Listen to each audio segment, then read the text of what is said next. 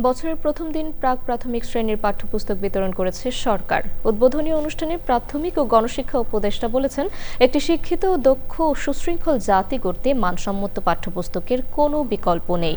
প্রাথমিক পর্যায়ে শিক্ষার মান উন্নত না হলে উচ্চ মাধ্যমিকে পরিবর্তন ঘটবে না বলেও জানান উপদেষ্টা।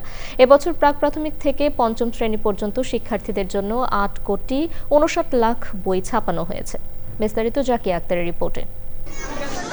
নতুন বছরের প্রথম দিনে নতুন বইয়ের গন্ধে মেতেছে শিশু শিক্ষার্থীরা।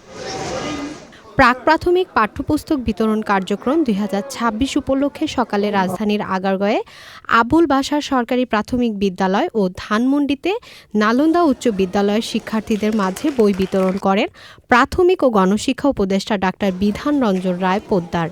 এ সময় তিনি প্রাক-প্রাথমিক থেকে পঞ্চম শ্রেণীর শিক্ষার্থীদের মাঝে তুলে দেন নতুন বই। নতুন বই হাতে পেয়ে দারুণ উচ্ছ্বসিত শিক্ষার্থীরা। আমি বই পেয়েছি, বেশি ভালো। আমার নতুন বই দেখে অনেক ভালো লাগছে। নতুন বই পেয়ে অনেক ভালো লেগেছে। সবাই খুশি, পড়তেও মজা, বা বইটা দেখতেও মজা লাগছে। নতুন বই হাতে পেয়েছে, এটা খুব একটা ভালো বিষয়।